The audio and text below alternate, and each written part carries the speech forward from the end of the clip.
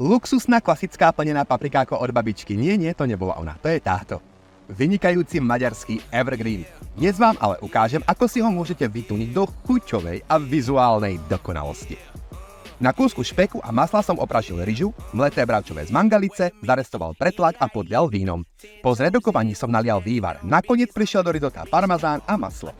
Na plech som dal paradajky, papriku, olej, balzamiko, cukor, soľ a nechal všetko zapiecť. Spolu s čerstvou bazálkou som to rozmixoval a omáčka bola na svete. Malé papričky jalapeňo som vydlabal a opiekol na grilu. Na záver som vykúhlil ešte tento dýchberúci paradajkový čips. Samozrejme, recept ako naňho bude v postupu tiež. Len už sa mi to nezmestilo do videa, pretože musí byť rýchle a svižné, aby vás to zaujalo. A ako vidíte, tak už sa servíruje, takže ani to nestihnem nadabovať. Tak si aspoň vychutnajte tieto krásne zábery na luxusnú plnenú papriku, a.k.a. jalapeňos na grilu s krémovým bravčovým rizotom na omáčke z pečených paradajov. Najväčšie díky patrí ale apetítu aj klasickému receptu na plnenú papriku, ktorý ma inšpiroval. Obidva recepty nájdete na mojom blogu.